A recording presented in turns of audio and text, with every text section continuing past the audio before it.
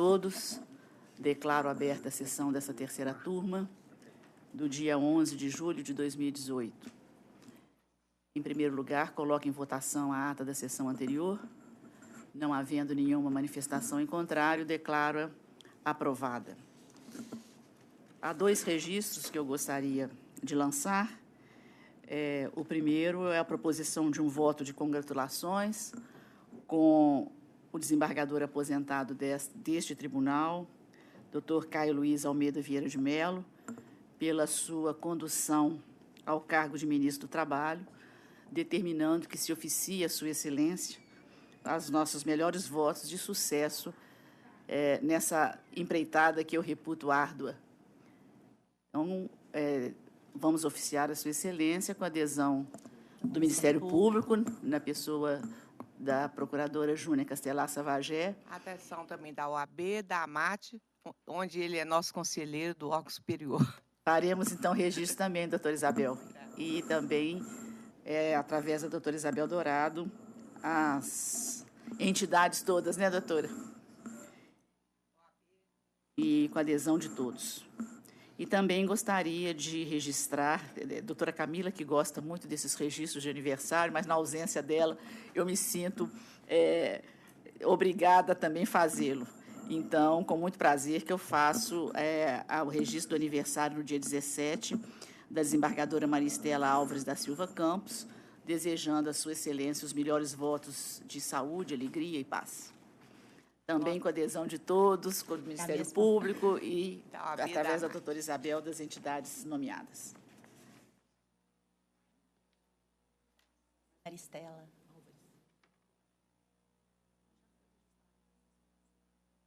É sempre...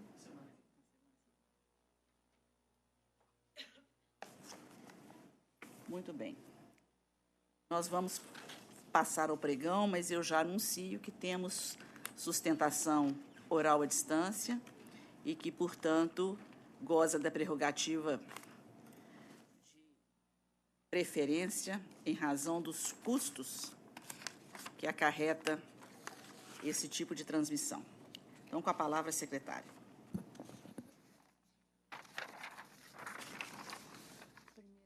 Sustentação oral na sala de sessão. Relator, juiz convocado Danilo. Segunda votante, desembargadora Emília. Terceiro votante, juiz convocado Delane. Processo número 68, RO 11.976-63-2016. Está presente no foro de Pouso Alegre, doutor Alexandre Laraia, pela reclamante recorrente, número 68 da pauta. Boa tarde, doutor. Boa tarde, Excelência. O senhor nos ouve bem, né? Perfeitamente. Eu vou passar a palavra ao relator, doutor, para ler a conclusão do voto, e em seguida eu lhe darei a palavra. Correto, obrigado. O Danilo, para a conclusão do seu voto. Senhora Presidente, eu conheço os recursos e, no mérito, dou provimento ao apelo da autora para acolher a preliminar de cerceamento de defesa e declarar a nulidade da sentença, determinando a reabertura da instrução processual para que o reclamado seja intimado a apresentar os documentos indicados na impugnação à defesa, devendo ser determinada a realização de perícia contábil relativa às diferenças da política de salários por grades, as diferenças do sistema de remuneração variável, as diferenças de comissões de seguros e capitalização e as diferenças de PPR, proferindo-se ao final nova decisão como se entender de direito, prejudicadas as demais questões contidas nos apelos de ambas as partes. É a proposta, senhora Presidente. Eu indagaria, doutor, se a conclusão do voto do relator atende, Vossa Excelência. Sim, Excelência. Só gostaria de saber se existe alguma divergência. Caso contrário... Eu vou colher os votos. Eventualmente, havendo divergência, eu lhe devolvo a palavra. Correto. Obrigado, Excelência. Bom, doutor Delane? De acordo. De acordo, eu também estou acompanhando integralmente. Portanto, unânime, nos termos do voto do relator, é o resultado que fica proclamado. Boa tarde, doutor. Tá Obrigado. Muito obrigado. Bom trabalho. Obrigado. Tchau.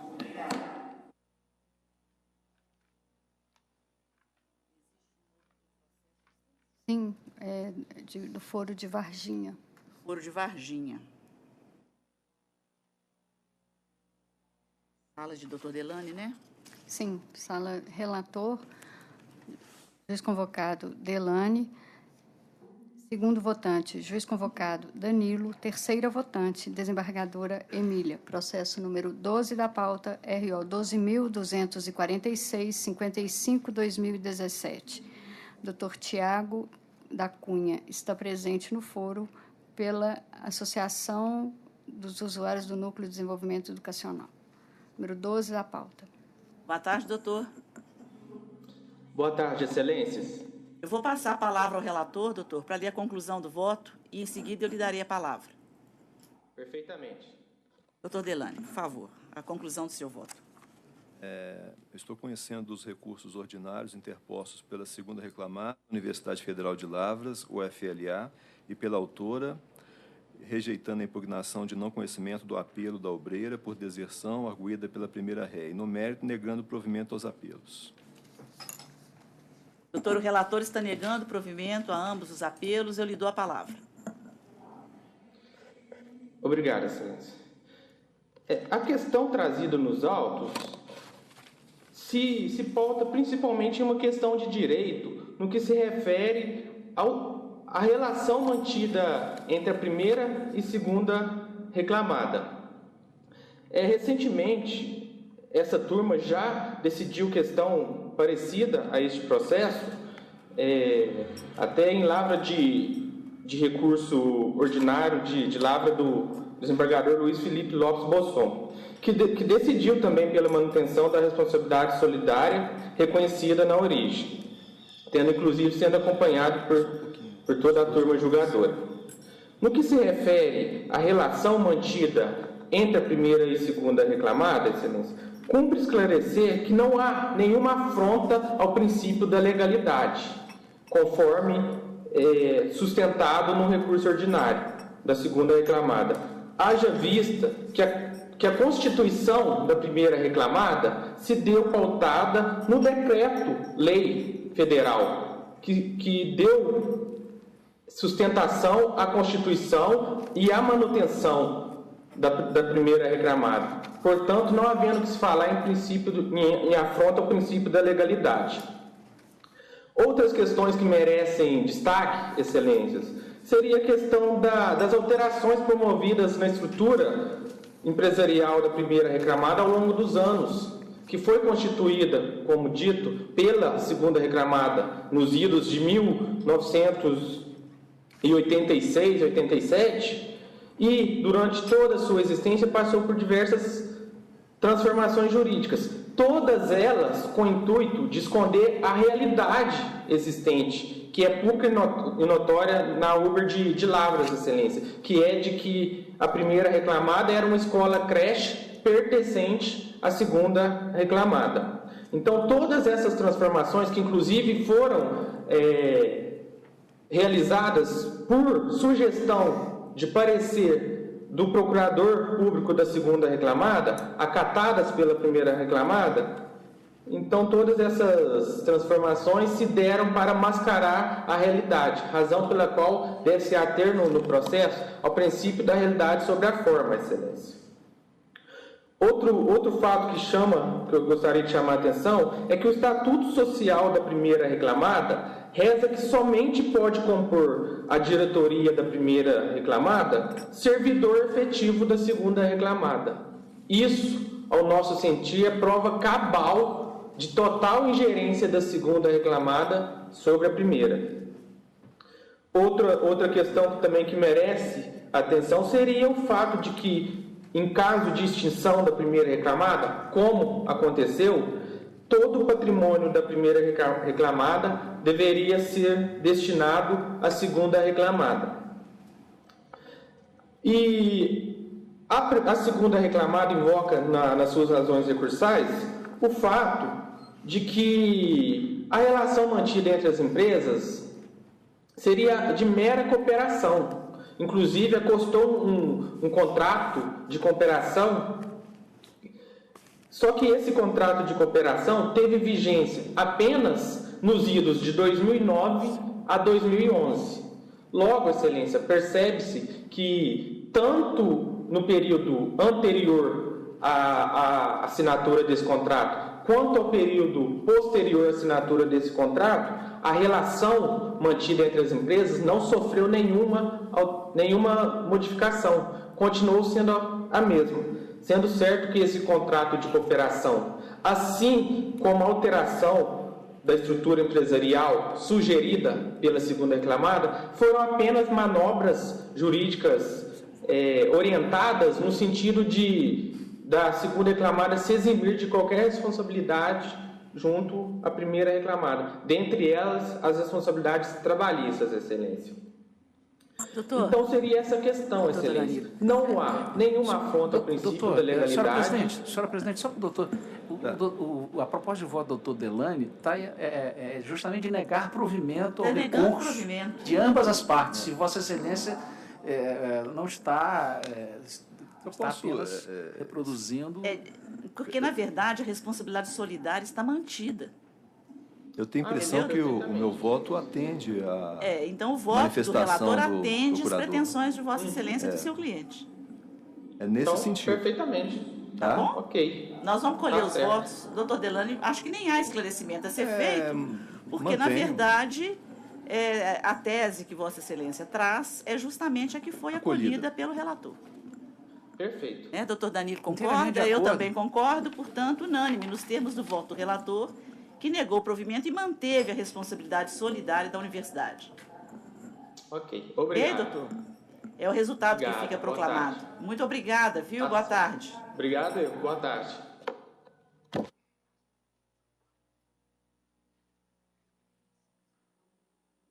Tem mais.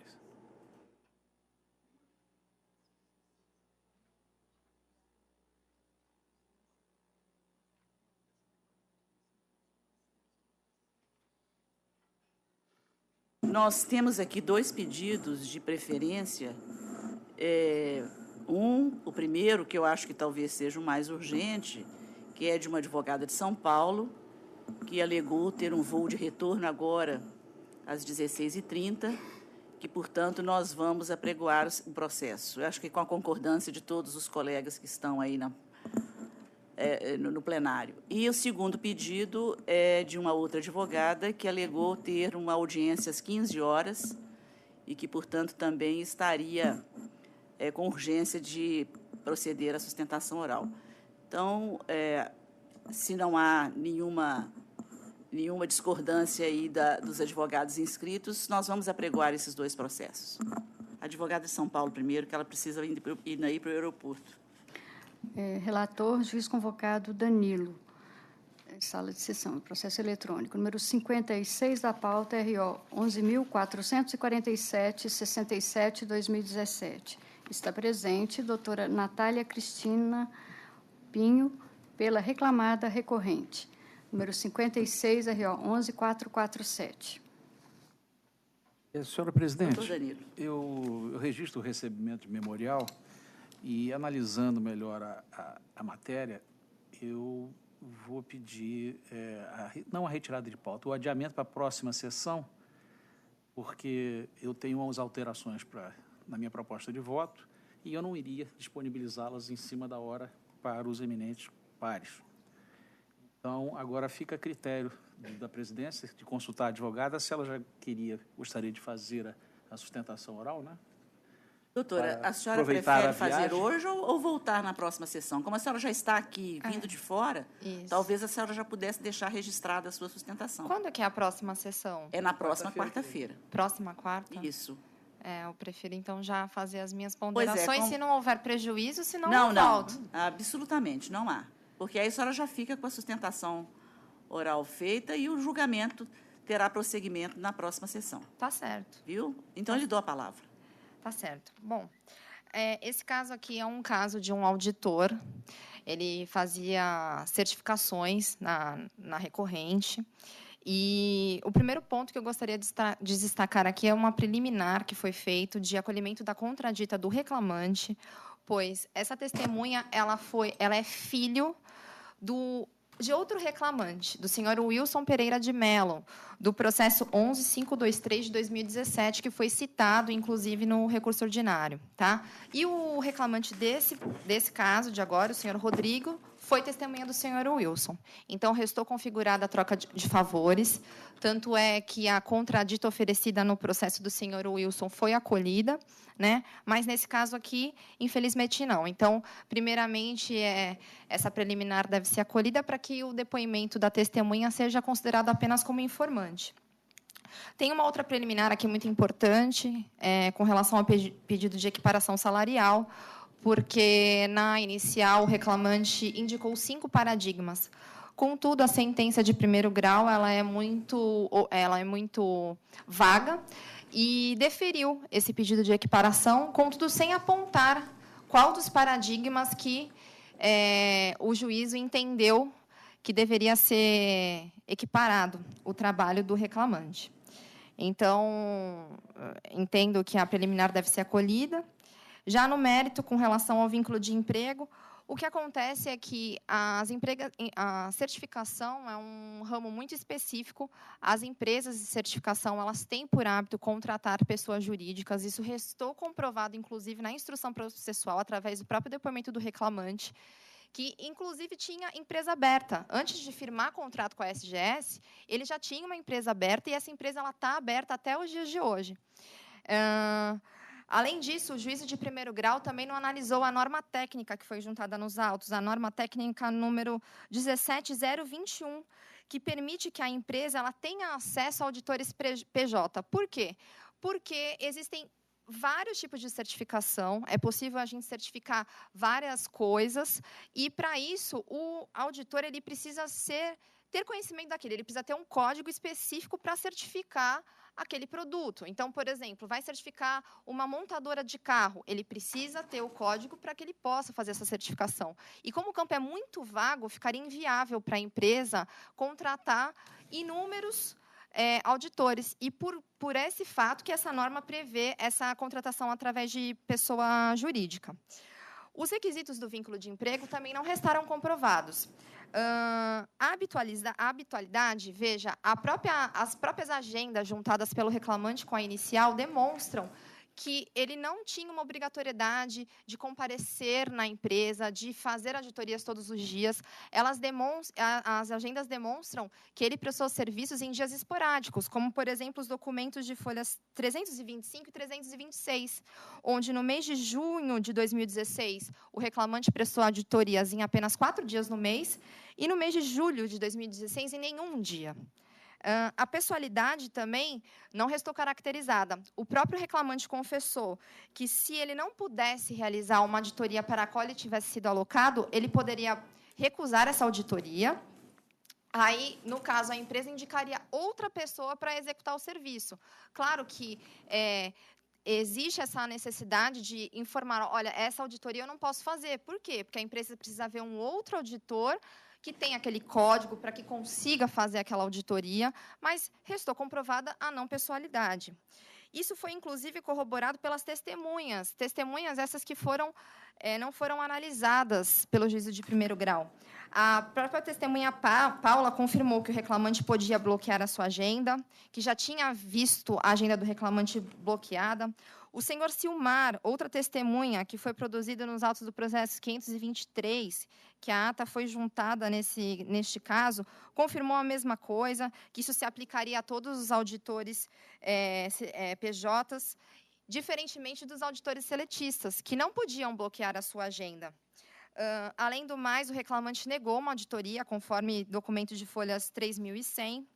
A subordinação também não restou caracterizada. As testemunhas confirmaram que a senhora Luciene apenas fiscalizava o trabalho do reclamante. Ora, se eu vou auditar uma empresa para apresentar um certificado ali, como, por exemplo, o ISO 9001, é claro que eu tenho que seguir regras.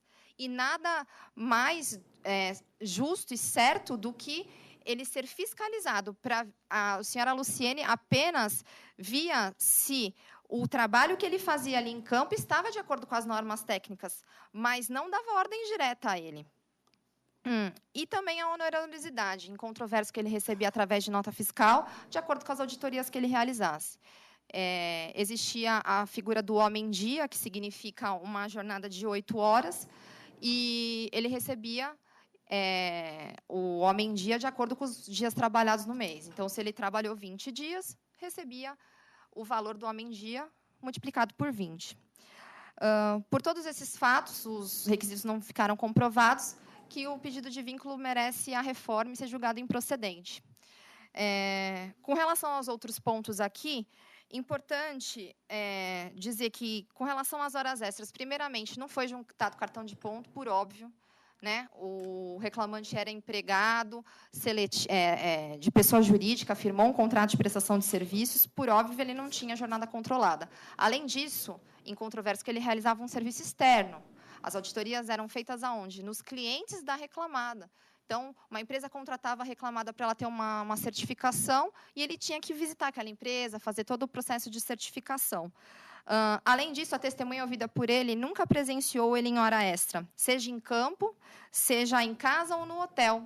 Ele afirma que nunca viu o reclamante trabalhar após as 17 horas. O próprio reclamante também confessou que a carga de trabalho era de 8 horas, como, por exemplo, uma auditoria de 12 horas era dividida em 2 dias, fazendo 8 horas num dia e 4 horas no outro. As testemunhas todas confirmaram essa confissão do reclamante, né? E outro ponto que merece destaque, que também precisava ser respeitado o horário da empresa. Então, por isso que não tinha nenhuma hora extra. Os relatórios eram realizados dentro do período já da auditoria, consta, inclusive, no contrato de prestação de serviços, né, que é a atividade do reclamante fazer esses relatórios. Isso ficou comprovado nos autos do processo 11523, através da testemunha senhor Silmar. Com relação às reuniões, o juízo deferiu 5 horas mensais de reuniões, porém, na fundamentação da inicial, o reclamante alega apenas 5 horas de treinamentos. Não existe também nenhum pedido de horas extras referente a treinamentos, então essa condenação jamais poderia ter sido deferida. Com relação ao sobreaviso, o juízo de primeiro grau deferiu as horas de sobreaviso com base numa planilha do Excel elaborada pelo próprio reclamante, que, inclusive, foi impugnada pela empresa. Não ficou comprovado que o reclamante se deslocou durante todo esse período de horas, ele não produziu nenhuma prova. A testemunha Paula foi categórica ao elucidar que era pago o deslocamento acima de 300 quilômetros por dia ou 2 horas de deslocamento aéreo. O senhor Silmar também corroborou este fato. O deslocamento é incluído na agenda, também em controvérsia através das provas produzidas. O próprio documento de folhas 923 a 931 é um modelo de proposta de deslocamento que é enviado aos clientes da empresa, onde é estabelecido esse deslocamento, que é pago esse deslocamento todo. E, além disso, a condenação de horas extras é praticamente impossível, porque o juiz deu 8 horas diárias de trabalho, com 4 horas extras, com 5 mensais de reuniões, todos esses 1.200 e poucas horas de deslocamento e mais ainda 48 de sobreaviso. Então, se a gente for somar isso tudo, a gente vê que o reclamante ficava quase 24 horas trabalhando, sem descansar, sem comer, sem tomar banho. É impossível, né? E a própria testemunha do reclamante confirmou que a empresa pagava pelo menos parte, né, dessas horas de deslocamento. Então, caso seja mantida a condenação, entendo aqui que ela deve ser, pelo menos, limitada às provas que foram produzidas nos autos. E, com relação à equiparação, para finalizar, primeiramente, se foi deferido o vínculo e os paradigmas prestavam serviços através de pessoa jurídica, já é um ponto que a equiparação não poderia ter sido deferida. No mais, ficou comprovado que o líder ele não tinha autonomia para dar ordem aos demais componentes da equipe de auditoria, ou seja, os outros não eram subordinados. E, pela prova que foi produzida, as atividades eram diferentes, como, por exemplo, o senhor Sardinha e o senhor Wilson eram revisores, o senhor Eduardo era auditor interno, né? Então, por todos esses motivos, entendo que a condenação que foi proferida em primeira instância deve ser revertida e a ação julgada improcedente. Muito obrigada. Nós vamos, então, dar continuidade ao julgamento na próxima sessão do dia 18. Tá Viu? certo. Vossa Excelência poderá acompanhar esse resultado posteriormente. Viu? Com Já certeza. fica lançada, então, a sua sustentação. Muito obrigada, Tá boa legal. tarde e bom retorno. Obrigada, viu? Tchau. Obrigada. Outro processo que me parece que a advogada tem uma audiência. É a senhora, doutora Isabel? Ah. Nós vamos apregoar, então, o processo, viu? O processo é da sala de sessão, relator, juiz convocado, Delane. Número 32 da pauta, ROPS 11.712,59/2017. Doutora Isabel Dourado está representando a reclamada recorrente. 32, ROPS 11.712. Delane? Pois não, presidente. Estou conhecendo do recurso ordinário interposto por Conservos Serviços Gerais Limitada, no mérito dando parcial provimento ao apelo para limitar a condenação da reclamada ao pagamento do adicional de insalubridade, grau máximo de 40%, calculado sobre o salário mínimo, apenas quanto ao período de 1/6/2016 a 6/11/2017, mantidos os reflexos deferidos na sentença de primeiro grau, reduzindo o valor das custas processuais para R$ 300, tendo em vista o valor hora arbitrado, a condenação de R$ 15.000, facultando a reclamada a requerer a devolução das custas, quitadas a maior junto ao órgão próprio de arrecadação após o trânsito e julgada a decisão. Doutora Isabel. Gostaria. Excelência, boa tarde, egrégia turma. Realmente há esse período delimitado na perícia, e na perícia entendeu que haveria insalubridade por lavar o banheiro que é utilizado pelos empregados da reclamada Conservo, em torno de 30. Entendemos que o fato de ter que limpar este banheiro não justifica o pagamento adicional de insalubridade, mesmo porque não atinge não é uso público, e mesmo se fosse usado esporadicamente por algum visitante, alguém que chegasse, não seria de uso público, como de um shopping, de uma rodoviária, etc. E entendemos também que eles o reclamante usava o EZPIs, está constando do laudo pericial. Nós impugnamos o laudo pericial discriminadamente, mas, infelizmente, manteve esse entendimento. Então, entendemos que deveria ser excluído da condenação o pagamento de adicional de insalubridade, mesmo porque não se industrializava lixo, o lixo era ensacado, tirado do banheiro, já utilizando luvas e tudo mais, não há como justificar uma insalubridade nesse padrão. Além disso, Excelência, a correção monetária, ela foi determinada pelo IPCA. E nós entendemos, se eu não estou confundindo os recursos, entendo que deve ser pela TR. Está na lei atual e há uma orientação, inclusive, do TST. Entendemos que deve ser aplicado o artigo 879, parágrafo 7º, sendo pela TR. E é isso aí, Excelência. Doutor Delane, alguma consideração? Pois não. Senhor presidente, diferentemente do que a ilustre procuradora colocou aqui, o que se verificou dentro da instrução probatória em relação à perícia é que o autor ele desempenhava sua função de auxiliar serviços gerais varrendo o lixo lá na estação Move Pampulha, diariamente, onde circulam cerca de 100 mil pessoas que passam por essa estação. Retirava lixo contido nas cestas em sacos plásticos, juntava o lixo varrido, ensacava o lixo, etc. Quer dizer, então, nessa circunstância, ele tinha contato com o lixo urbano, evidente, razão pela qual foi deferido esse adicional de insalubridade grau máximo.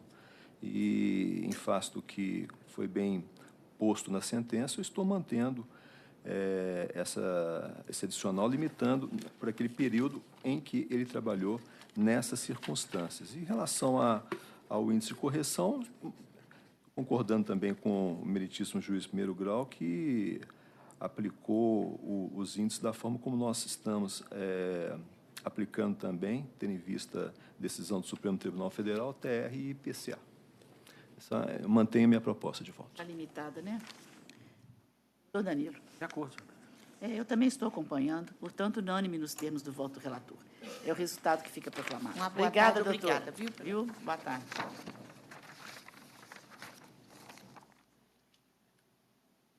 Agora não tem mais nenhum pedido de preferência, né? A ordem continuar nos eletrônicos, porque... Processos, sala de sessão, relatora desembargadora Emília. Número 14 da pauta, RO 10.708, 43/2016. Inscrito Dr. Felipe Maurício de Souza. Ausente. Há divergência? De acordo. De acordo. Unânime nos termos do voto da relatora, resultado que fica proclamado. Seguinte. Senhora presidente, é só uma ponderação. Eu não sei. 56 da minha pauta tem uma inscrição. 56.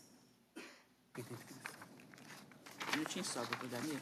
Sustentação oral, e eu vou também... Deixa eu saber se o advogado está presente, né? Se ele estiver presente, porque eu vou... É porque 56... 56. É o primeiro. Eu vou retirá-lo para melhor análise também. 11.447. Não é esse? Não, perdão. É o 40... Desculpa, eu fiz uma anotação equivocada. O 56 foi o da doutora. 56 foi o da doutora Natália Cristina. Desculpa, foi o 43. É o 43, Alexandre Luiz de Oliveira, José Oswaldo de Oliveira, Transoliveira.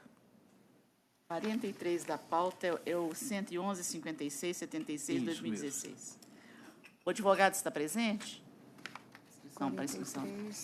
Não está presente, doutor Danilo. Ah, não está presente? É só para anunciar e avisar, caso o advogado estivesse presente, que ele será retirado. Não, será adiado para a próxima sessão. Isso.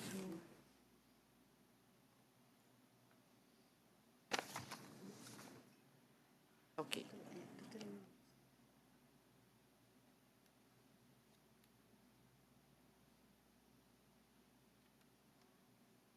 Aproveitando, então, esse intervalo aqui, nós temos um processo que existe uma petição de acordo, que me parece que o advogado está presente, é o 23 da pauta do doutor Delane, é o 11.221, 12/2016.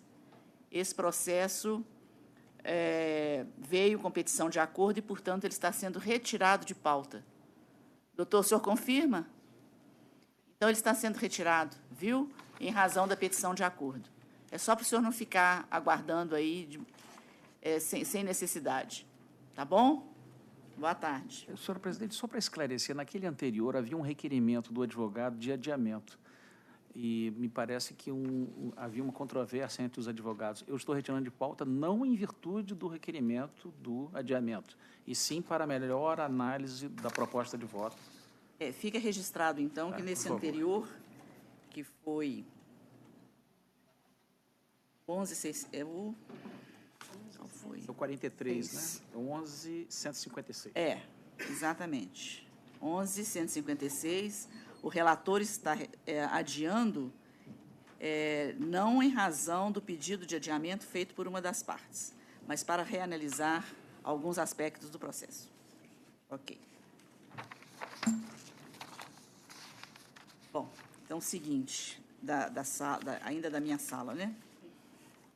25, RO 11.471/90/2014. Presente, doutor Alex Novaes,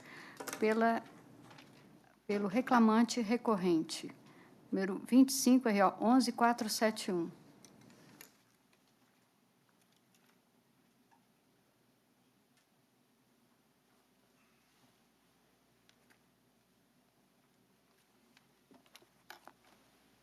Boa tarde, doutor Alex. Novamente, né? Nós subimos juntos no elevador. Eu estou rejeitando a preliminar de deserção, que veio arguída pelo autor em contrarrazões e conhecendo dos recursos. Rejeito a preliminar de nulidade do laudo pericial arguída no apelo do autor. E, no mérito, eu estou negando provimento a ambos os apelos. Doutor Alex, Vossa Excelência tem a palavra. Ilustre senhora desembargadora presidente, ilustre relatora, nobres membros da turma, excelências, no que pese o voto da ilustre relatora, alguns pontos, no nosso entendimento, são insuperáveis. O primeiro deles diz respeito à deserção do recurso da reclamada. E deserto está por quê? A reclamada fez o recolhimento na guia incorreta, fez o recolhimento do depósito recursal na guia antiga. Não obstante, e depois de analisado, imagino as contrarrazões de recurso do reclamante, o ilustre doutor Danilo intimou a reclamada que fizesse a reparação. A reclamada veio e fez outro depósito recursal, garantindo por meio de um seguro-garantia, e não efetivamente um depósito recursal. O que a lei permite, mas a instrução normativa do TST não permite. A instrução normativa do TST é taxativa, dizendo que, se houver defeito quanto ao recolhimento de custas, sim, intima-se a parte para que regularize. E mais, excelências, a lei determina que seja feito em dobro, e não foi feito em dobro. Por isso, entendemos nós que é intransponível a deserção do recurso da reclamada, porque, mesmo intimada a regularizar, ela não atendeu ao que determina a legislação, que é realizar o recolhimento em dobro. Ultrapassado isso, excelência, com relação ao recurso ordinário do reclamante, gostaríamos de enfatizar o seguinte ponto. O reclamante Sindicato dos Trabalhadores nas Indústrias Químicas de Uberaba e região ajuizou 2 ações requerendo adicional de insalubridade e periculosidade contra fertilizantes Heringer. Essas 2 ações foram distribuídas, uma para a 2ª vara, para a 3ª vara e outra para a 1ª vara. Essa da 1ª vara é a que está agora em julgamento. O mesmo perito foi nomeado nas 2 situações. E, para a nossa felicidade, e até para facilitar a compreensão pela douta turma, os 2 recursos vieram para essa turma. Um deles foi julgado em novembro. A douta 3ª turma acatou a nulidade do laudo pericial e determinou o retorno dos autos para que o perito complementasse o laudo. E por que da nulidade do laudo, excelência? Gostaríamos de insistir muito nisso, porque 2 situações. Primeiro, o perito apresenta uma proposta de honorários dizendo que vai fazer o laudo de uma determinada forma. Não faz. Se recusa a responder quesitos.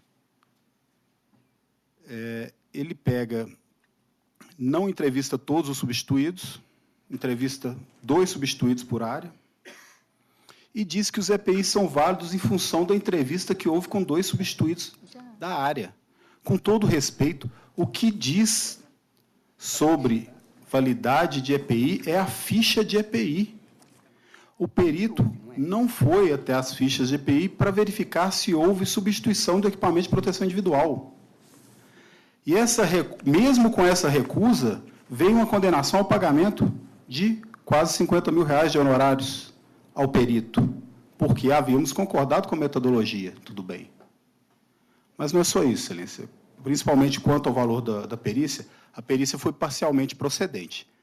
Parcialmente procedente ou totalmente procedente, o ônus pericial é da reclamada, e não partido com o reclamante, que vai arcar agora com mais de R$40 mil e a reclamada com, se não me engano, R$1.200. A perícia foi parcialmente procedente, a condenação deve recair integralmente à reclamada. Mas voltamos a insistir quanto à nulidade do laudo. O ponto principal, nevrálgico da situação. Resolvemos dividir as ações, porque cerca de 180 substituídos ficaria mais fácil para a realização das perícias, para as execuções, e assim foi feito. Com a nomeação do mesmo período, como já disse, um dos laudos anulados por essa mesma turma. É necessário que o perito vá até as fichas de EPI, dizer se houve manutenção, se houve troca, se houve extrapolação do prazo de validade. A douta julgadora, em 1º grau, diz que não há necessidade de verificação de prazo de validade, porque a norma teria dito que, sempre que necessário. Excelências, não conheço, de todo esse período que trabalho nessa área, equipamento de proteção individual sem prazo de validade. Não conheço nenhum.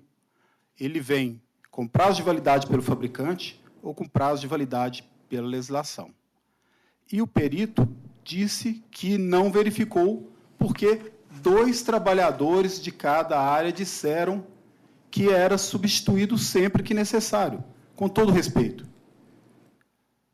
Aqueles trabalhadores não têm a ciência técnica a respeito do assunto. Eles não verificaram no equipamento de proteção individual, no seu certificado, qual era o seu prazo de validade.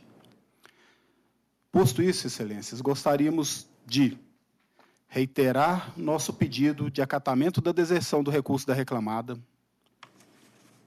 e, quanto ao mérito do recurso do reclamante, que seja declarado a nulidade daquele laudo pericial para que retorne à primeira instância, como foi feito no laudo anterior, cuja decisão foi integralmente transcrita nas nossas razões recursais, para que o perito examine as fichas de EPI e diga se foram ou não atendidos os prazos de validade. E ainda, caso mantida a decisão, que seja revertido integralmente ao ônus da reclamada, porque ela foi vencida no objeto da perícia, mesmo que parcialmente, e, se assim não for, que sejam reduzidos os honorários periciais, porque o perito sequer entrevistou um a um dos substituídos, se recusou a responder diversos quesitos que estão traçados nas nossas razões recursais, e ainda se recusa terminantemente a verificar a validade dos EPIs, ao fundamento de que os reclamantes, alguns substituídos, disseram que os EPIs eram trocados quando necessário. Com todo respeito, Excelência, esperamos o provimento do recurso e, mesmo sabendo do brilhantismo do voto da ilustre relatora, que temos certeza que estudou profundamente o assunto e que afiançamos todo o nosso respeito, pedimos vênia para requerer que, inclusive, Sua Excelência Relatora reveja o voto, assim como os demais julgadores, para acolher as razões de recurso do reclamante, ora recorrente. É o que espero, Excelência. Muito obrigado. Bom, eu tenho a esclarecer é que realmente foi concedido, né, a oportunidade à reclamada, como se exige o Código de Processo Civil hoje, para que regularizasse a questão do depósito, do preparo. E, com isso, eu dei por válido a apólice de seguro que veio para a garantia do juízo. Quanto à nulidade da perícia, eu realmente constatei que um acórdão da desembargadora Camila, julgado aqui, se não me falha a memória, o ano passado, realmente reconheceu a nulidade da perícia, determinando o retorno dos autos à origem. Mas eu só queria, talvez até para justificar o meu entendimento, que eu não participo dos julgamentos em que a doutora Camila é relatora. E a composição da turma, ela difere dependendo da situação exposta pelo relator. Então, aquele julgamento não me vincula, absolutamente, porque, naquela ocasião, eu não tive a oportunidade de votar. Eu detectei que havia realmente essa decisão, mas eu entendi, data máxima vênia, que não havia razão para a anulação da perícia. Essa questão que o doutor Alex tanto enfatiza com relação aos EPIs, eu entendi que não há uma obrigação ao perito que ele especifique a validade do protetor auditivo, mesmo porque o que se apurou, a realidade fática que se apurou aqui, foi de que esses EPIs eram fornecidos aos trabalhadores de maneira constante e não havia a ocorrência de qualquer prejuízo, porque eles tinham acesso, inclusive, a esses EPIs que, no entender, inclusive, do perito, neutralizaram o agente ao agente agressivo a que eles estariam expostos. E o fato de ele não fazer a perícia individual, quer dizer, com cada um dos substituídos, e sim, ele fez uma perícia qualitativa de todas as funções que constam do processo, e juntando, então, por grupos, eu também não vi, eu detectei aqui que foram 12 grupos, é uma perícia muito densa, ela tem, o laudo tem mais de 100 páginas juntadas aqui, detalhada, de modo que eu achei que a celeridade do processo, o processo já estava maduro para julgamento, eu entendi que as questões estavam esclarecidas e, portanto, eu não vislumbrei razão para anular a perícia. E quanto a essa questão dos honorários, o que também ficou expresso na sentença, e que eu também apurei, é que as partes acordaram com o valor, concordaram. Então, é um risco que se correu, ou de ganhar, ou de perder, ou de ser constatado ou não o agente agressivo. De modo que eu entendi que, em razão disso, só 2 substituídos realmente tiveram o seu direito reconhecido, portanto, vai realmente, o ônus maior do pagamento dos honorários realmente fica ao encargo do sindicato, mas é aquela história, foi o que foi apurado e o juízo de origem também acolheu. Portanto, por essas razões, doutor Alex, é que eu cheguei a essa conclusão. E vou, evidentemente, submeter aos colegas julgadores para que a gente possa, então, chegar a uma conclusão aqui da turma que eu lhe asseguro é com a composição completamente diferente daquela que julgou o processo da relatoria da desembargadora Camila. Doutor Danilo. Senhor presidente, acompanho integralmente a proposta de voto de Vossa Excelência. Doutor Delane. De acordo, senhor presidente. Então, unânime nos termos do voto da relatora, é o resultado que fica proclamado. Muito obrigado, Excelência. Boa tarde. Obrigada, doutor Alex. Boa tarde.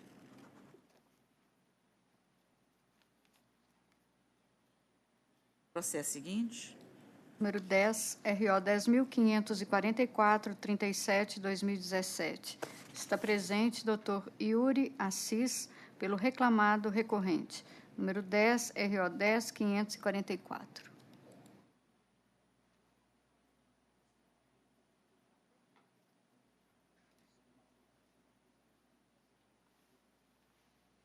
Nós temos uma conclusão extensa, eu peço a paciência dos meus pares e também do advogado. O processo é extenso, o voto é também extenso, portanto, eu estou conhecendo dos recursos, declaro de ofício a incompetência material da Justiça do Trabalho para julgar pedido de repasse para o Fundo de Reserva do autor junto à Previ, para fins de complementação do cálculo da aposentadoria complementar, excluindo-se da condenação a obrigação de composição de reserva matemática em função da sentença condenatória, a fim de assegurar a devida complementação de aposentadoria. Rejeito a preliminar relativa ao tema prescrição total do pleito de integração ao salário do auxílio alimentação suscitada pelo banco. No mérito, dou parcial provimento ao apelo do reclamado para, primeiro, afastar a interrupção da prescrição reconhecida na origem pelo primeiro protesto judicial, declarando-se por consequência prescritas todas as parcelas anteriores a 12 de abril de 2012, diante do ajuizamento da presente ação trabalhista em 12 de 4 de 2017.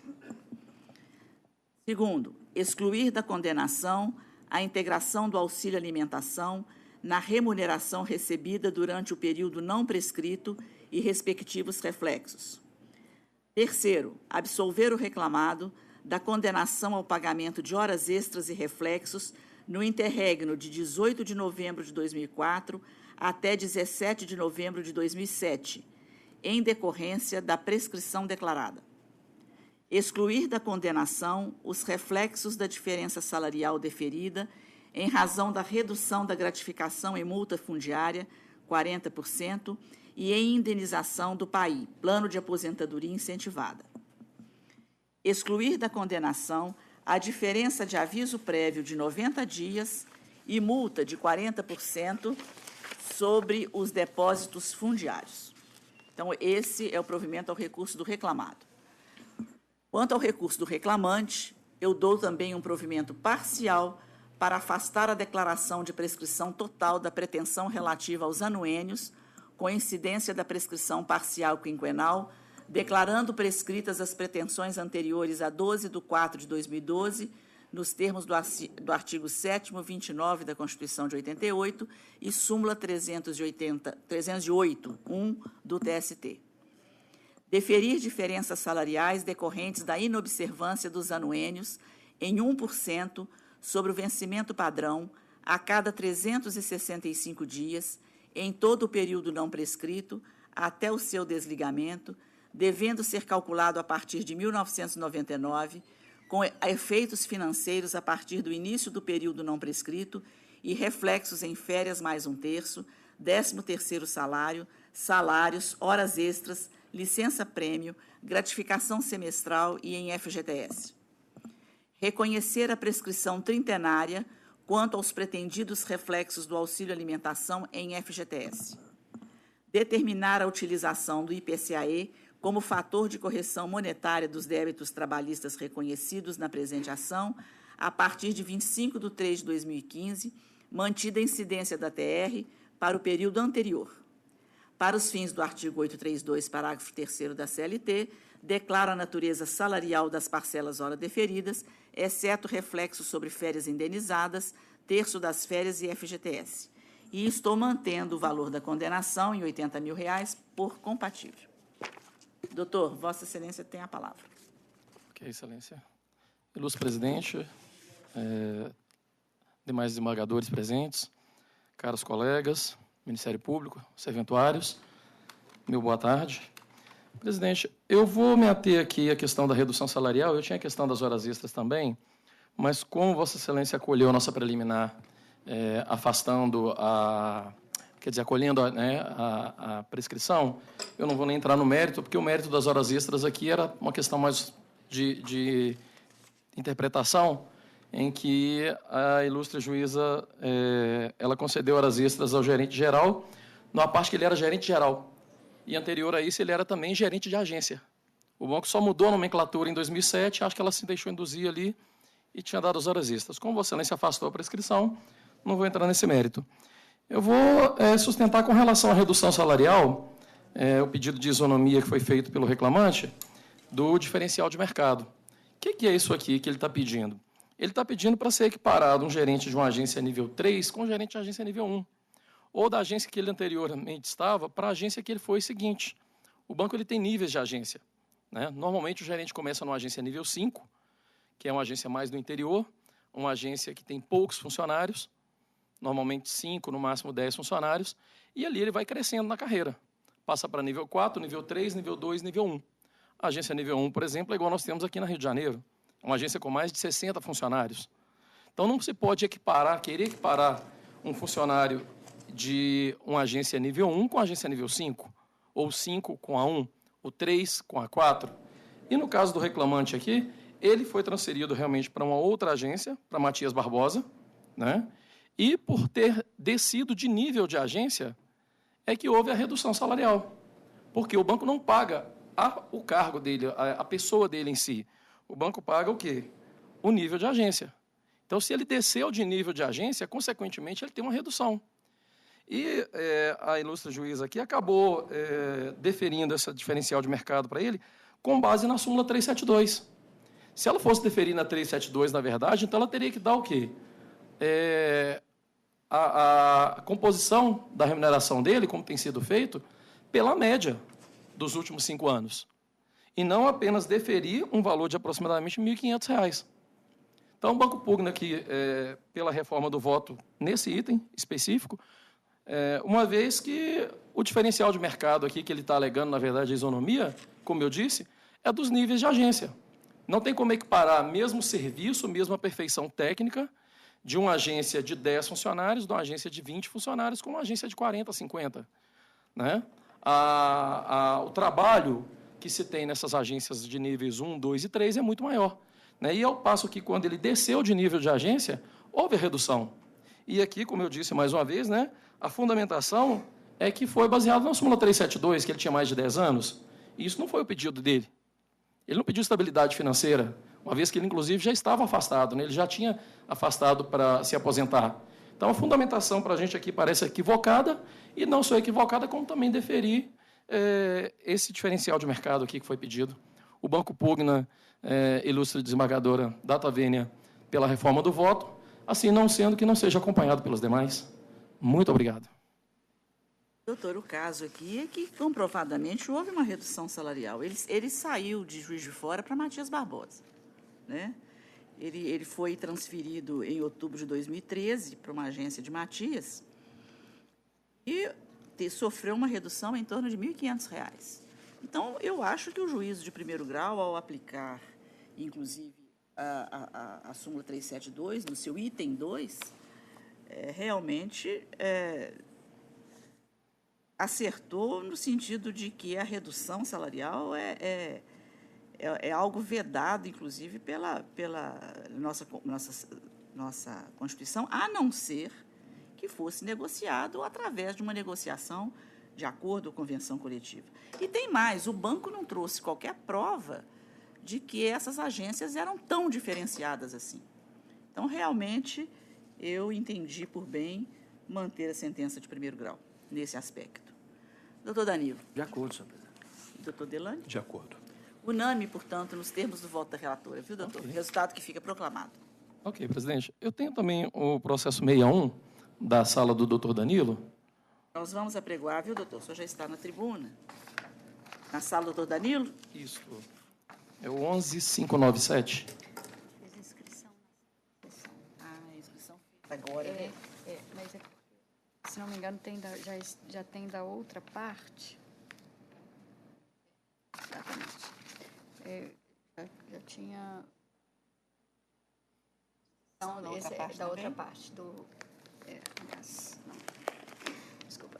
Houve substituição de advogado. Né? O doutor Marcos Eloy também é do Banco do Brasil, não é? Isso. Sim.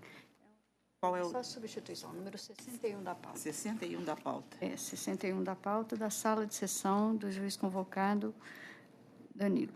Número 61, RO 11.597, 10/2017. Doutor Yuri está presente pelo reclamado recorrente. 61 da pauta. Doutor Danilo, Vossa Excelência tem a palavra para a conclusão do seu voto. Eu conheço os recursos e nego-lhes provimento, senhor presidente. Doutor. Ok, excelência. Negando provimento ao recurso. Alguma divergência? Vamos escolher os votos. Doutor Delane, da minha parte também não. Unânime, nos termos do voto do relator. Muito obrigado mais uma vez. Obrigada, doutor. Boa tarde.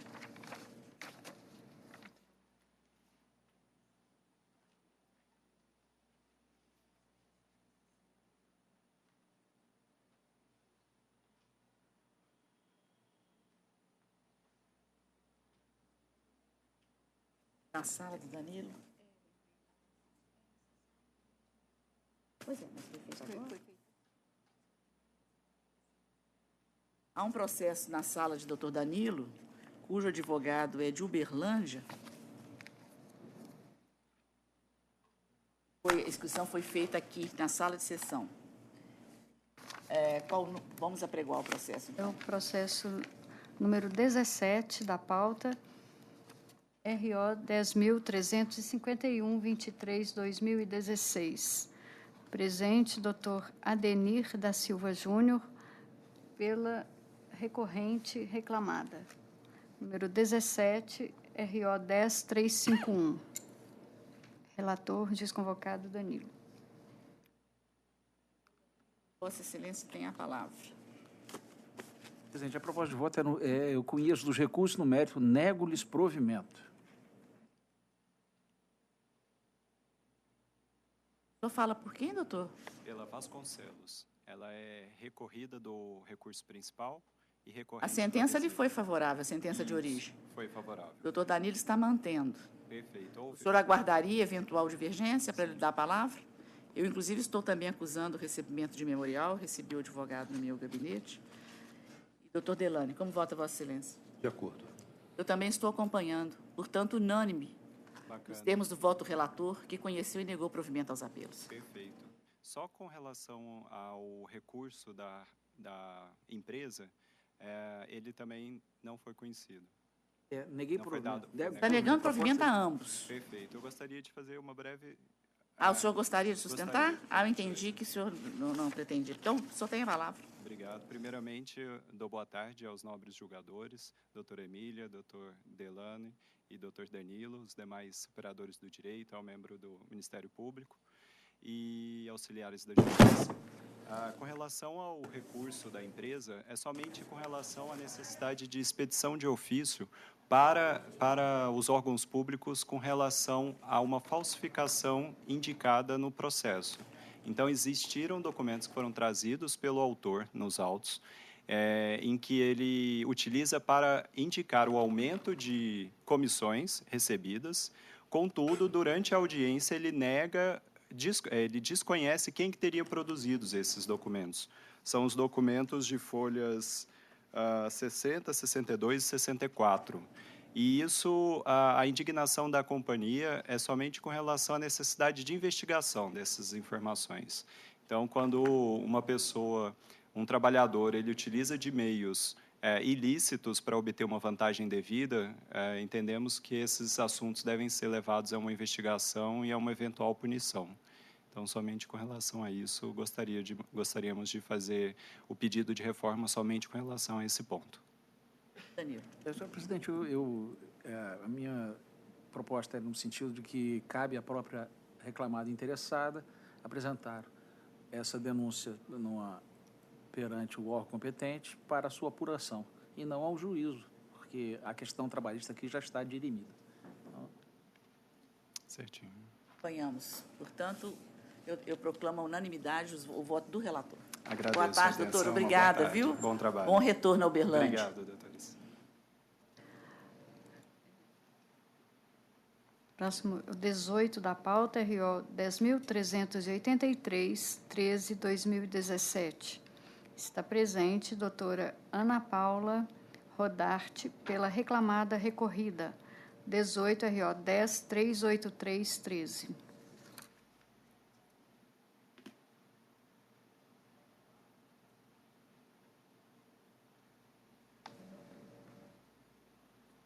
Doutor Danilo, Vossa Excelência tem a palavra.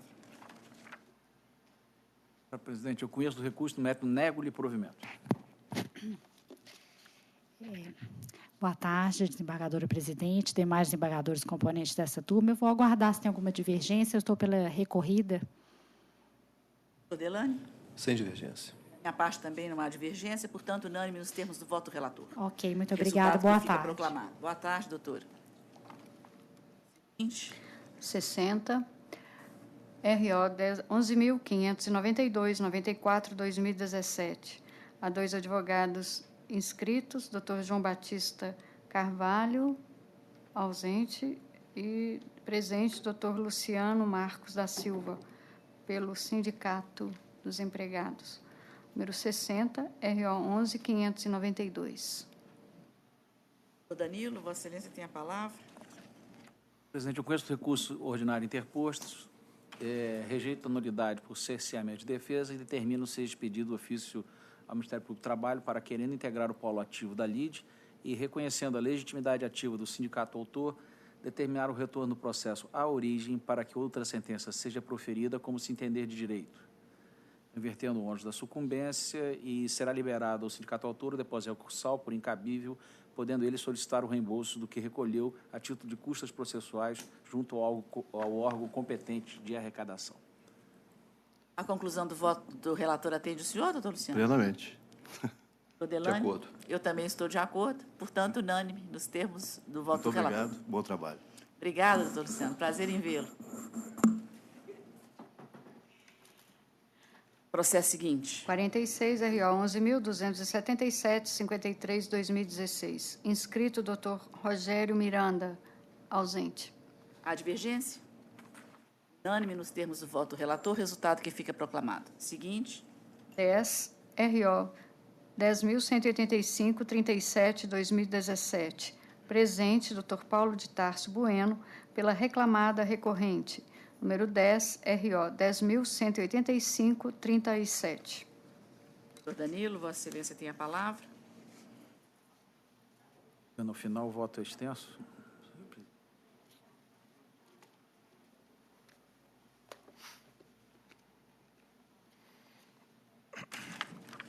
Eu conheço os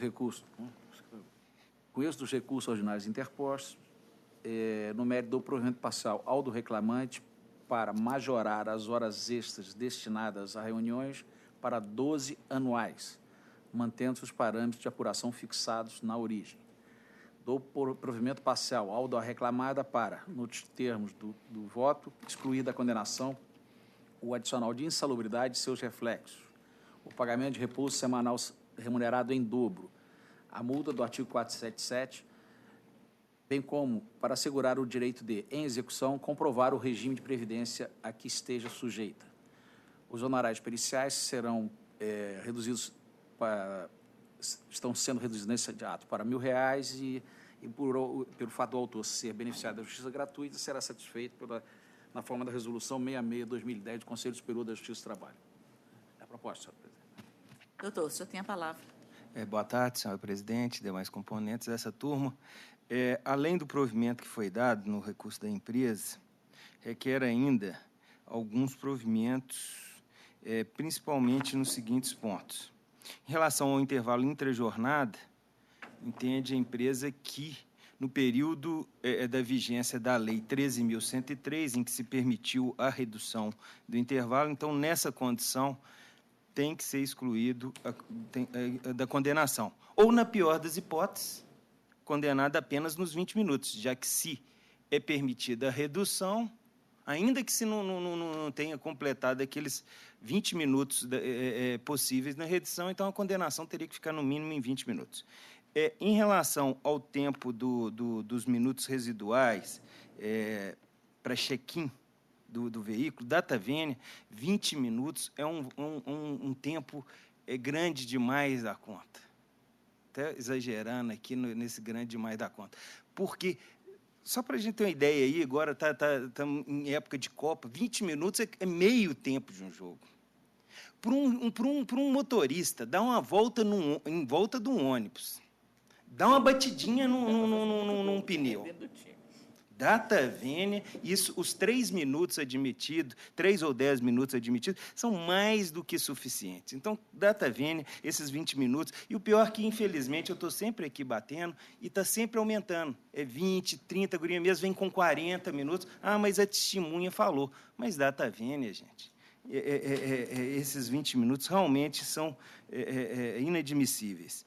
A empresa ainda também entende que não há como se manter a condenação nos danos morais quanto aos assaltos, ainda que o empregado tenha sofrido esses assaltos, não se demonstrou qualquer culpa ou responsabilidade da empresa. Infelizmente, é uma situação que a empresa não tem como diminuir. Ela faz dentro do possível, ela coloca câmera dentro dos ônibus, ela faz o possível, mas ela não está conseguindo nem os ônibus. Todo dia aí a gente vê o ônibus queimado. O que a empresa pode fazer? Data vênia. E ainda acontece o assalto e ainda ela tem que pagar para o empregado R$ 10.000 de danos. Então, data vênia também não há como se manter isso.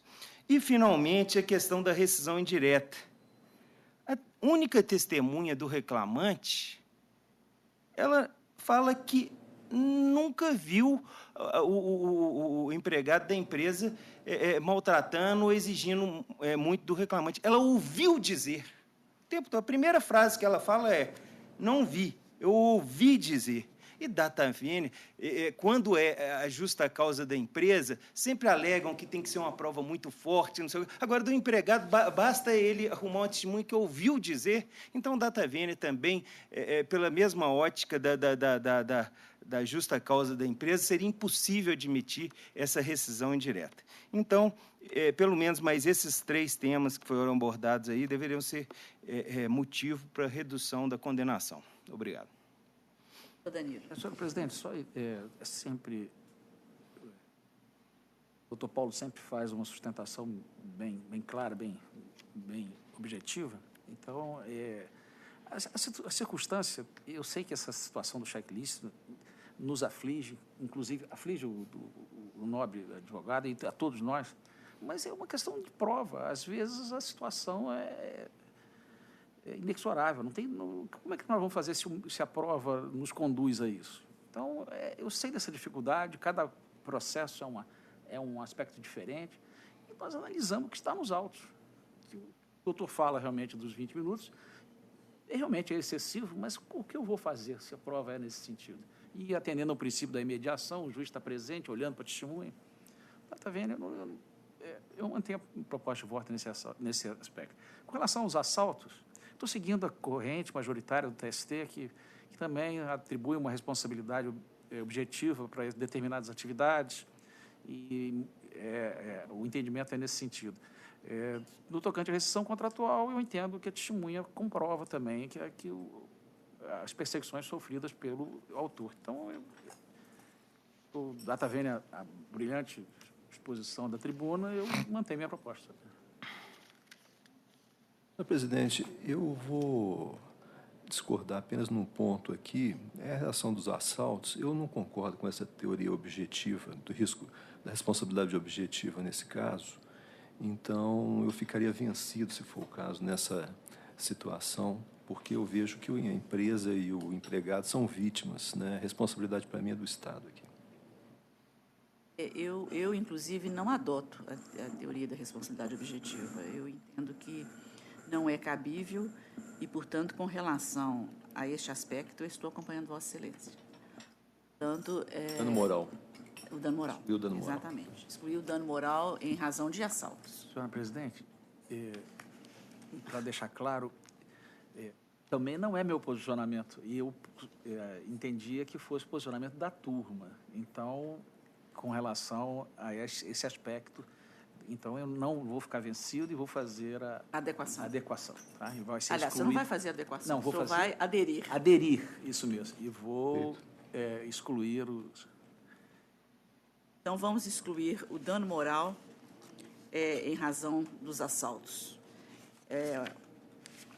Essa matéria, não, ninguém fica vencido. O doutor Danilo vai refazer essa questão, aqui no caso, dando um provimento, né, ao recurso da reclamada, além dos que já foram por ele elencados, que é o provimento parcial, excluir da condenação adicional de insalubridade e seus reflexos, o pagamento de repousos em dobro, a multa do 477, bem como assegurar o direito de execução, comprovar o regime de previdência que esteja sujeito e excluindo ainda a indenização por dano moral em razão dos assaltos.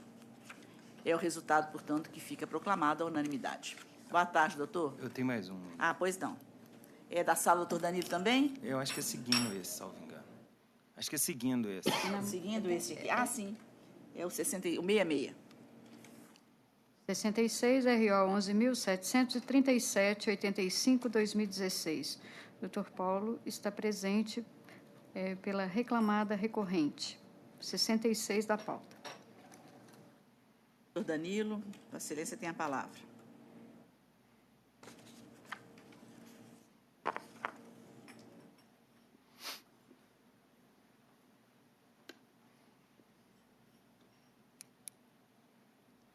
Eu conheço os recursos, no mérito, dou-lhes parcial provimento.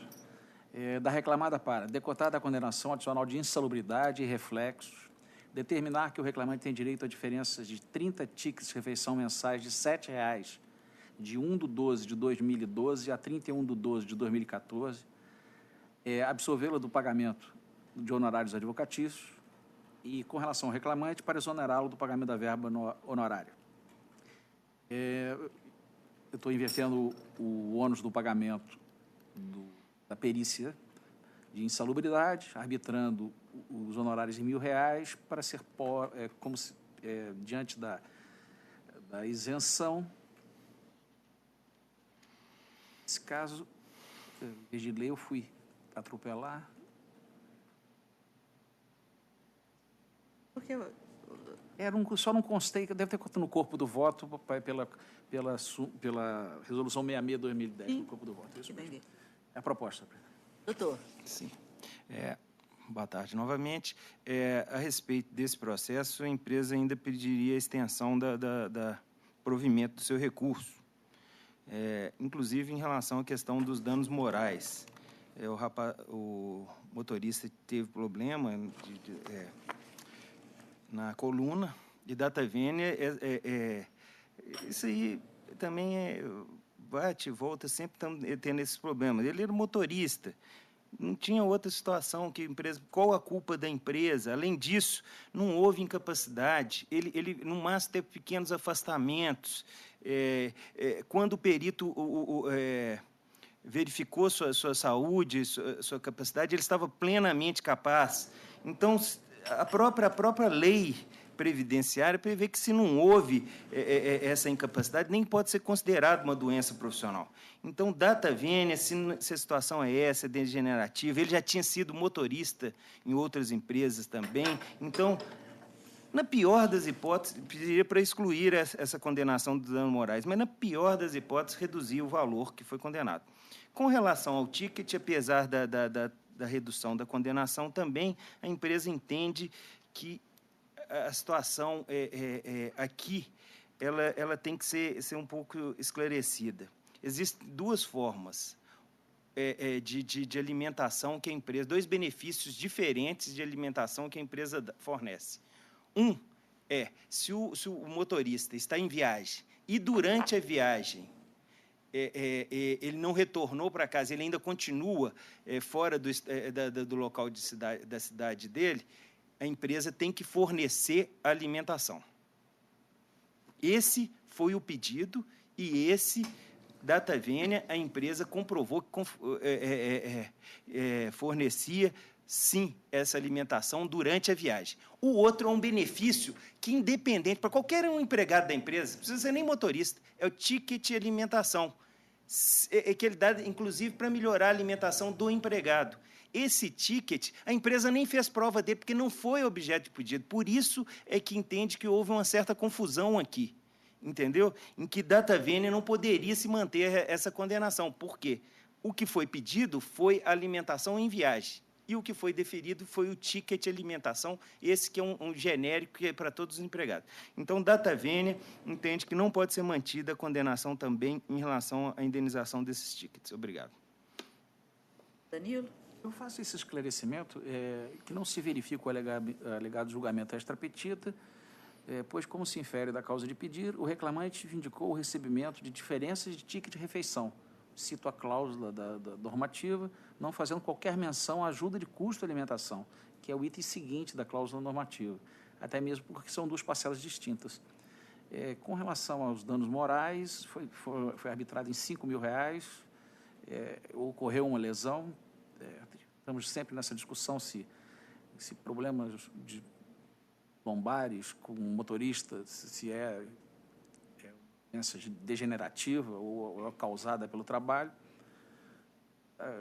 acompanhando o laudo pericial. Então, não obstante a sustentação, eu mantenho a proposta. Elane? Estou acompanhando. Também acompanho integralmente. Portanto, unânime nos termos do voto relator. Boa tarde, Resultado que fica obrigado. proclamado. Boa tarde, doutor. Obrigado. Boa tarde. Processo seguinte. 19, RO 10.454/90/2015. Inscrito, doutor Elias Neto. Ausente. A divergência? Unânime nos termos do voto relator. Resultado que fica proclamado. Seguinte. 57, RO 11.488/33/2017. Inscrito, advogado doutor Humberto Fonseca. Ausente. A divergência? Unânime. Proclamado o resultado nos termos do voto do relator. 55, RO 11.440/04/2016. Presente, doutor Juscelino Barbosa Filho, pelo reclamante recorrente. 55, RO 11.440. Doutor Danilo, Vossa Excelência tem a palavra.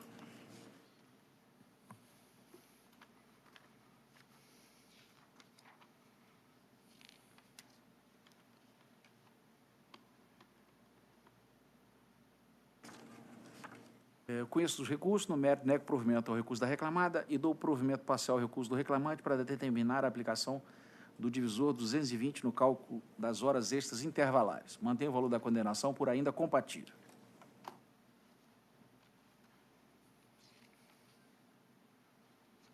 Doutor Celino. Senhor presidente, na pessoa de quem a todos cumprimentos saúdo, a proposta de voto dos relatores atende o reclamante no que pertine ao apelo do reclamado. Agora, há uma questão no recurso do reclamante, que seria a questão do IPCA-E. Eu estou vendo aqui no E voto que eu mesmo, não, eu vi que o entendimento da turma é pra... pelo deferimento e não vi nenhuma... Acho que não foi levado para a conclusão. Na verdade, eu estou deferindo só a uma omissão na conclusão, doutor Celino. Pois não. A autorização monetária deve ser calculada com base a partir de 25/3/2015. Deferindo dentro da modulação, a partir do dia 25/3/2015. Aguardo eventual divergência. Pois não. Doutor Delane? De acordo. Também não tem divergência, portanto, unânime nos termos do voto relator. Boa tarde. Boa tarde, doutor. Obrigada.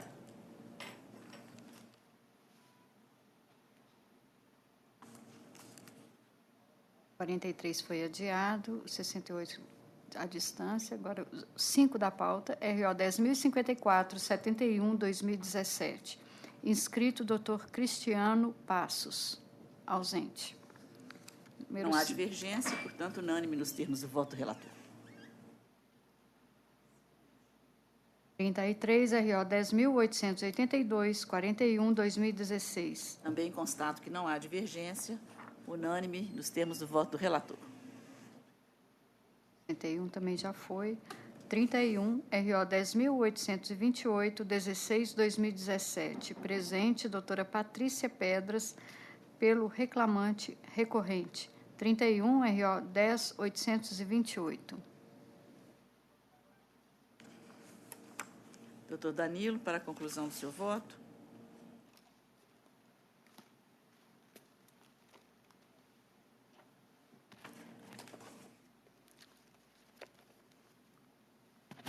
Eu conheço do recurso, salvo com relação ao pedido de concessão dos benefícios da justiça gratuita por ausência de interesse recursal. E, no mérito, dou-lhe parcial provimento para decotar da condenação a obrigação de pagar honorários advocatícios sucumbenciais, acrescer a condenação diferenças de remuneração variável no importe de R$ 700 mensais, de 23/6/2012 a 29/2/2016, e de R$ 1.000 mensais de 1/3/2016 até a rescisão contratual. Diferença salarial equivalente a 15% do salário base por mês, 1 hora extra por dia de 23/6/2012 a 31/3/2014 pela supressão do intervalo intrajornada, quando o obreiro cumpriu jornada além da 6ª hora diária, com reflexos, tudo nos termos da fundamentação.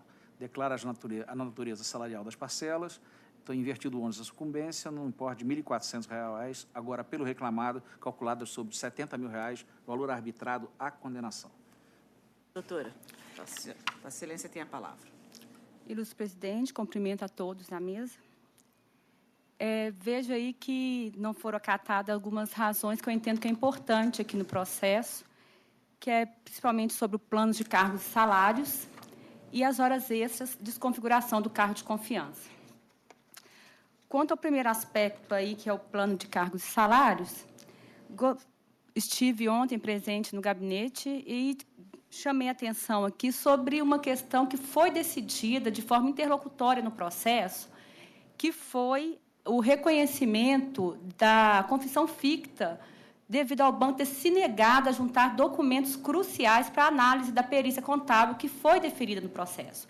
Existe uma perícia contábil deferida, não foi realizada por negativa do réu em apresentar documentos que estavam em sua posse exclusivamente.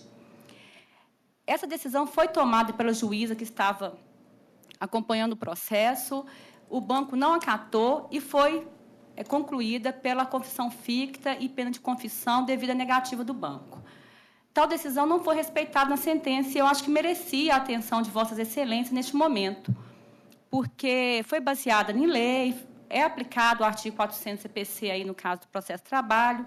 Então, a negativa do banco, eu acho que sim, merece ser reavaliada e aplicar a pena de confissão quanto ao plano de cargos e salários que o banco tem tem aos seus funcionários não é aplicado. As razões já demonstram. Quanto ao cargo de confiança, também o reclamante ficou provado que ele não exercia nenhum cargo de confiança enquanto exercente de gerente de relacionamento ou assistente de gerente.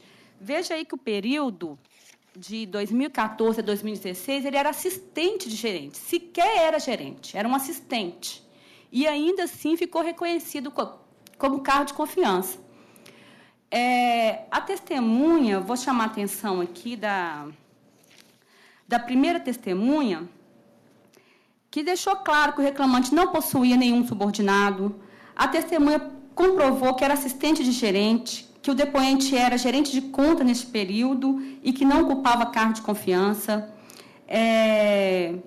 Ficou provado que ele sequer fazia parte de comitê de crédito, que não tinha qualquer alçada dentro do banco e que exercia, pelo menos no período de 2000 até 2016, assistente.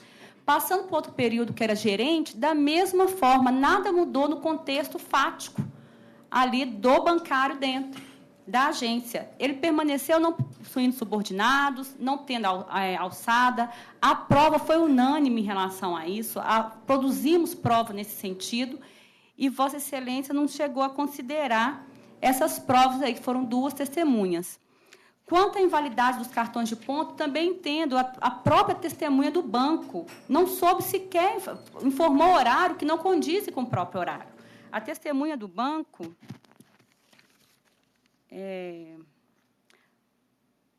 chegou a falar que não soube precisar qual que era o horário do reclamante, não confirmando os horários que estavam ali nos seus cartões. A nossa testemunha, pelo contrário, afirmou que o depoente chegava na agência e já se encontrava e que saía em torno de 19h30 às 20 horas. Sendo esse, por isso eu venho rogar que seja reformada essa sentença nesse sentido, nesses 2 aspectos, pelo menos, que é a questão da aplicabilidade da pena de confissão, devido à negativa do banco em não apresentar seus documentos, que estava em posse exclusiva, foi dado várias oportunidades para que apresentasse. Entendo aqui, com todo o respeito da Tavênia, que age até de forma proposital, não junta esses documentos, geralmente para não auferir essas diferenças salariais. Então, eu venho pedir que seja reformado ainda quanto a esses 2 aspectos.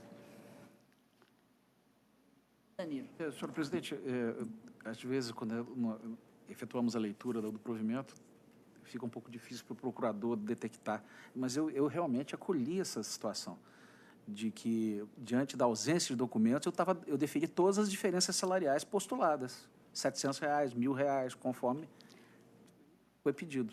E no tocante às horas extras, a análise de prova, eu entendi que ele exercia cargo de confiança bancária a partir de um determinado momento. Então, não havia como afastar os controles de ponto, deferia as horas extras intervalares quando ele ultrapassava a sexta diária. É a proposta, senhor. Delane? Estou de acordo. Eu também estou acompanhando, portanto, unânime nos termos do voto do relator. É o que se decide. Boa tarde, doutora. Obrigada. Processo seguinte. 44, R11, 1240, 74/2015.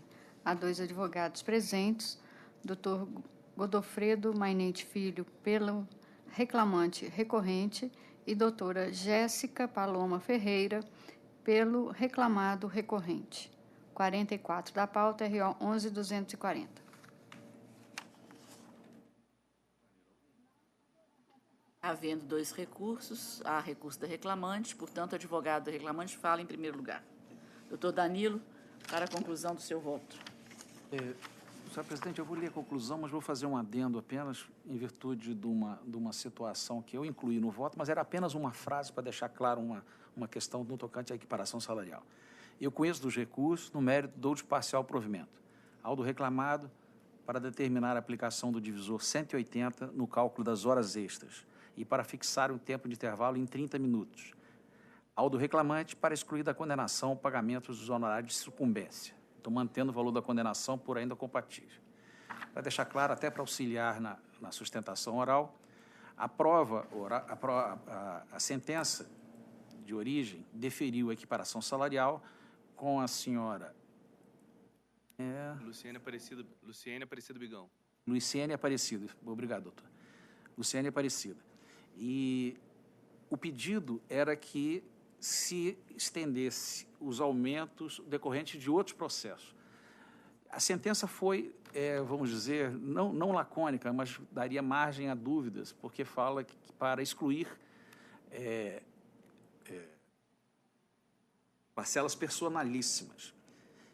Como a equiparação foi a partir de 2011, num cargo de supervisor, a equiparação anterior era referente a gerente de contas. Então, eu entendo que é uma condição personalíssima. Então, para evitar uma discussão posterior, eu estou esclarecendo no corpo do voto, não faz parte da conclusão, porque é o que o que traduz esse posicionamento do juízo de origem, é que a diferença salarial é referente ao cargo de supervisor. Então, só para deixar claro e orientar... Danilo, pela ordem, só para chamar a atenção, foi interposto embargos de declaração pelo reclamante e houve aí uma manifestação expressa... O senhor já está fazendo a sustentação, doutor? Não, eu estou só chamando pela ordem, excelência, porque houve, em face à identificação da questão da identificação da equiparação salarial, houve uns embargos de declaração por parte do reclamante e houve uma questão expressa em relação à aplicação dos valores auferidos no outro processo. E aí, para ver se Vossa Excelência, só por cautela... Já adiantando os embargos, né, doutor? Então... Não, já houve os embargos da sentença e na sentença. Adiantando os embargos do meu voto. Não, mas então, senhor presidente, eu vou formular uma nova conclusão, então, para deixar claro, mas então... Na verdade, Vossa Excelência... Eu não tinha atentado esse aspecto. Pois então, mas Vossa Excelência tem a palavra. O senhor quer, então, quer ao fazer reclamar para determinar a aplicação do divisor 180 no cálculo das horas extras, vírgula, para fixar o intervalo de 30 minutos, vírgula, e para, então, nesse sentido, que a diferença salarial da equiparação fica restrita ao cargo de supervisor. Ok. Doutor, o senhor tem a conclusão. palavra. Sim. Mais uma vez. Obrigado, Excelência. Excelentíssima senhora juíza desembargadora presidente, na pessoa de quem eu saúdo os demais membros dessa egregia turma, a senhora representante do Ministério Público, senhores servidores, minha nobre colega e demais colegas presentes ainda. Quanto à decisão, da proposta de voto feita pelo doutor Danilo, vem então o reclamante pugnar pela manutenção da sentença na sua totalidade em relação à questão da equiparação salarial. Uma vez que já chamado a atenção aqui da tribuna, foi deferida a equiparação salarial com os valores já oferidos no processo anteriormente indicado, né?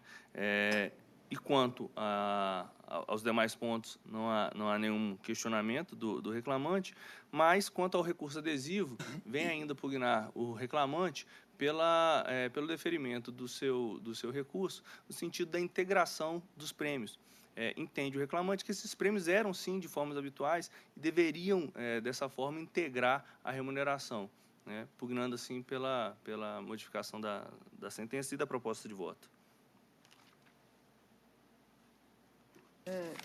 Jéssica. Doutora Jéssica, que está pelo banco. Ela tem a palavra, doutora. Ok, boa tarde a todos. Cumprimento todos aqui, inclusive o colega que já se tentou. Bom, eu gostaria de chamar a atenção em relação à equiparação salarial, ainda que tenha, né, como ele falou, restringido apenas ao cargo de supervisor, existem uns fatos, eu não sei se Vossa Excelência chegou a receber os memoriais que a gente deixou, que o próprio reclamante, em depoimento pessoal, como testemunha, no processo da Paradigma, ele fala que ele recebia ordens dela. Então, ou seja, ela era superior a ele, não teria como ter uma equiparação salarial dos dois, sendo que ele mesmo confessa que ele recebia ordens da Paradigma, né, direta, que foi concedido a equiparação salarial. E com relação às horas extras, a gente gostaria que fosse reformada, porque nós trouxemos aos autos todos os cartões de ponto, nossas testemunhas confirmaram que eles eram fidedignos, Só que data vênia, com a sentença, o juiz, com base no depoimento de apenas uma testemunha, ele julgou eles inválidos e acabou dando aí todas as horas extras pugnadas pelo reclamante. Seria basicamente nesse sentido, quanto a PR já foi mantida a sentença, então seria nesses dois sentidos. Delane. Estou acompanhando o relator. Também estou inteiramente de acordo, portanto, unânime nos termos do voto do relator. É o que fica decidido. Okay. Boa tarde, doutores. Obrigada. Processo seguinte. Agora a sala, doutor Delane, né? Sim, agora sala, relator, juiz convocado Delane. Número 15, RO 10.583-50-2016. Está presente doutor Sérgio Fernando Tavares, pela reclamante recorrida. Número 15, RO 10.583-50. Doutor Delane, Vossa Excelência tem a palavra para a conclusão do seu voto. Obrigado, presidente. Eu estou conhecendo o recurso ordinário interposto por POP Alimentos Limitada, rejeitando as impugnações de não conhecimento por intempestividade. No mérito, negando o provimento ao apelo e indeferindo o pedido da reclamante quanto à aplicação de multa por litigância de má-fé. Doutor Sérgio. Só aguardar a O divergência. voto lhe atende, não é? Sim. Atende a sua cliente. Doutor... De acordo, senhor presidente. De acordo, eu também estou inteiramente de acordo. Unânime nos termos do voto do relator. Boa tarde a todos. É o que fica decidido. Boa tarde, doutor. Obrigada. Processo seguinte. 23 foi o retirado. Retirado de pauta, né? Retirado. Nós temos dois processos lançado aqui em segredo de justiça. Não, porque... Embora que nós podemos deixar para o final do final. Não tem mais ninguém. A terra está ganhando. Os advogados estão indo embora. 1-0. Bom, mas vamos então... Vai ter mais ninguém mesmo? Sim.